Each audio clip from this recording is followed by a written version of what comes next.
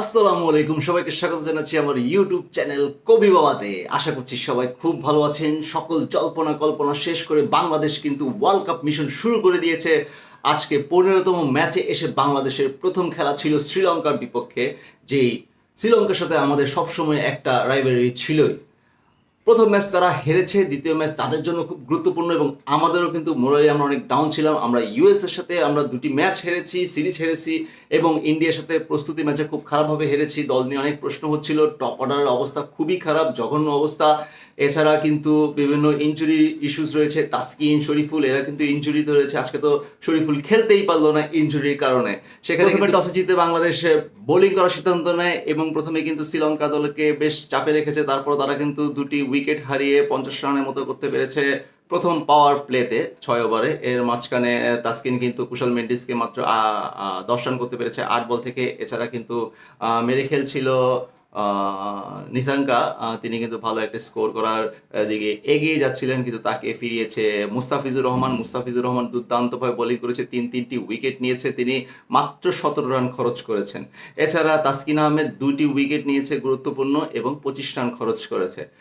তানজিম সাকিব, যিনিও 24 বলে 24 রান দিয়েছেন এবং একটি মূল্যবান উইকেট নিয়েছে। এছাড়া রিশাদ হোসেন দুর্দান্ত বোলিং করে তিনটি উইকেট নিয়েছে, কিন্তু একবার কিন্তু হ্যাট্রিক করারও একটা সুযোগ তৈরি করেছিলেন তিনি। এছাড়া সাকিব আল হাসান, তিনি 3 ওভারে 30 রান দিয়েছেন এবং কোনো উইকেটে দেখা পাননি এবং মাহমুদুল্লাহ রিয়াদ একটি উইকেট পেয়েছে, একটি ওভার করেছেন তিনি।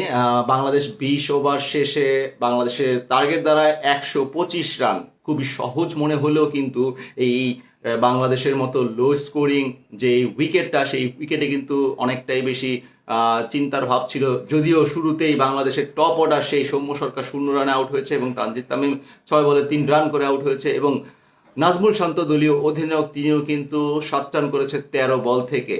এরপর কিন্তু বাংলাদেশ বেশ চাপে পড়ে যায়, কিন্তু সেই চাপ থেকে আমাদেরকে উদ্ধার করেছে লিটন কুমার দাস, যার ফর্ম ছিল না, তাকে নিয়ে অনেক কথা হচ্ছিল। 36 রান করেছেন তিনি 38 বল থেকে, 95 এর মতো তার হচ্ছে স্ট্রাইক রেট। তবে সেটা বিষয় না, কিন্তু তিনি এক পাশ আগলে রেখেছেন এবং স্ট্রাইক রোটেট করে খেলবার চেষ্টা করেছিলেন। ওদিকে কিন্তু সকল চাপ আমাদের মুক্ত করেছে একদম, সেটা হচ্ছে তাওহিদ হৃদয়। দুরন্ত একটা ইনিংস খেলেছে তিনি।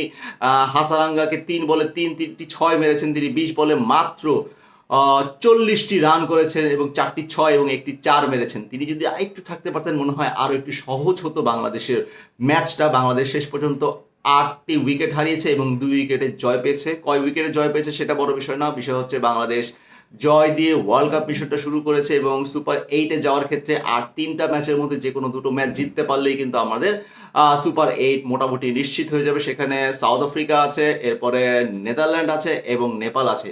এবং আমরা খুব করে আশা করছি এবং বিশ্বাস করি বাংলাদেশ নেদারল্যান্ড এবং নেপালের সাথে অবশ্যই জিতবে। হয়তো বা দেখা যাচ্ছে সাউথ আফ্রিকার সাথে ভালো কিছু করলেও করে ফেলতে পারে। শুভকামনা বাংলাদেশ ক্রিকেট দলের জন্য। আশা করছি সামনে ম্যাচগুলো অনেক বেশি ভালো হবে এবং বাংলাদেশ ক্রিকেটের সাথেই আমরা থাকবো ইনশাআল্লাহ।